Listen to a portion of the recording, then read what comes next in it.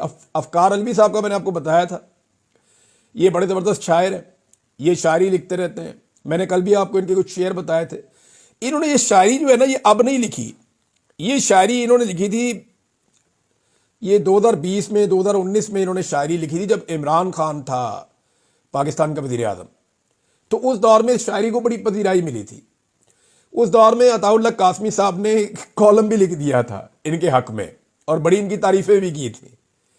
और कॉलम का जो नाम था अताउल्लाह कासमी साहब का, वो कॉलम का नाम था मुर्शद हमारी सोच भी बाजारी हो गई। ये कॉलम उन्होंने लिख दिया था अफकार अलवी साहब के ऊपर। तो उस दौर में भी तो देखे ना, ये जो लिख रहे थे चीज़ें तो इदारों के खिलाफ ही लिख रहे थे ना, उन्हीं से शिकवा और गिला कर रहे थे जो मारते हैं। तो ये गिले शिकवे उस वक्त भी मौजूद थे, लेकिन कभी इन पे एक्शन नहीं हुआ था। पता क्यों नहीं हुआ था? क्योंकि उस वक्त जितने खूनी लिबरल्स थे वो इनके साथ खड़े थे, जितनी पीडीएम की जमातें थी वो इनके साथ खड़ी थी, और पीडीएम की जमातों की एस्टेब्लिशमेंट के साथ नूरा कुश्ती हो रही थी। तो एस्टेब्लिशमेंट को भी फर्क नहीं पड़ रहा था कि नूरा कुश्ती ये कोई नहीं है, ये अपने ही पालतू बच्चे हैं, इनको जरा थोड़ा सा पाँव मारेंगे आके बूट पॉलिश शुरू कर देंगे, जरा थोड़ा सा आसरा करेंगे आगे कदमों में बैठ जाएंगे, गोदी में बैठ के फिर इक़्तिदार में आ जाएंगे। तो एस्टेब्लिशमेंट को भी प्रॉब्लम नहीं थी। खान आ गया ना तो प्रॉब्लम पता क्या है? प्रॉब्लम यह है कि इमरान खान ने वो जो नूरा कुश्ती थी वहां पर रियल फाइट छेड़ दी। ये जो रिंग के अंदर एक नूरा कुश्ती होती है ना, WWF, वहां से मामला निकलकर MMA में आ गया, जहां पे असली खून गिरता है, असली चोट लगती है, असली जख्म होते हैं, और वहां पे सही मार भी पड़ती है। कोई भी वार आपको ढेर कर सकता है। तो क्योंकि जब रियल फाइट शुरू होती है ना तो फिर ये चीजें चुपती हैं। अब वो जो शायरी 2019 में 2020 में हुई है, उसके ऊपर शायर को आज टाइट किया जा रहा है। उस दौर में नहीं किया गया, नूरा कुश्ती थी ना, आज टाइट किया जा रहा है क्योंकि आज नूरा कुश्ती नहीं है। इसको आप समझिए कि अगर कोई आदमी एंटी एस्टेब्लिशमेंट बयानिया लेकर इस मुल्क में सीरियसली चला तो वो इमरान खान है।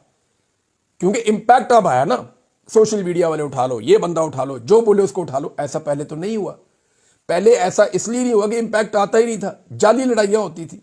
थोड़ा तू मैनू बुरा कह ले, थोड़ा मैं तुझे बुरा कह लूंगा, तेरा बयानिया भी बन जाएगा, जरा थोड़ी बात भी बन जाएगी तेरी थोड़ी सी। तो पहले इस तरह मामला चलता था, अब वैसे मामला चलता नहीं है।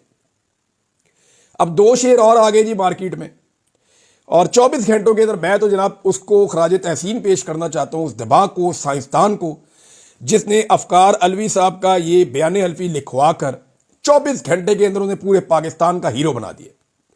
यानी मैं बेशुमार ऐसे लोगों को जानता हूं। देखिए, अफकार अलवी को मैं तो जानता था और बहुत सारे लोग जानते थे, हमें पता था एक शायर है यार, बहुत अच्छा लिखता है, इनकलाबी शायर है। कभी आप उसको उससे इत्तफाक हो सकता है, कभी इख्तलाफ भी हो सकता है, लेकिन इनकलाबी शायर, साफ गो आदमी है, हक गो आदमी है। वो जो बात करता है साफ बात करता है, बड़े सादा अंदाज में अपनी शायरी लोगों को समझा देता है।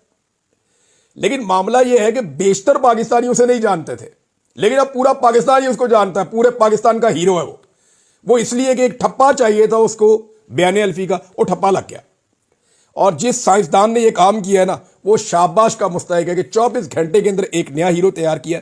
बहरहाल 2 शेर आए हैं, उनसे लोग मनसूब कर रहे हैं, एक अकाउंट है, गालिबन उन्हीं का अकाउंट होगा, लेकिन मैं I am not sure about it.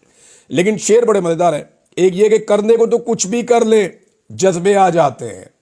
करने को तो कुछ भी कर ले, जज्बे आ जाते हैं, पर जब घर को देखते हैं तो हम घबरा जाते हैं। यानी घर वालों का दुख जो है ना, वो जरा मुश्किल में डाल देता है आदमी को। बात तो ठीक है। फिर एक और उन्होंने कहा कि एक तनासुब से हमें अपनी जलालत से डरा। यार डराना है तो एक लिमिट में रह के डराओ, इससे ज्यादा ना डराओ। कहते हैं जी, एक तनासुब से हमें अपनी जलालत से डरा, खौफ बढ़ जाए तो फिर खौफ नहीं रहता।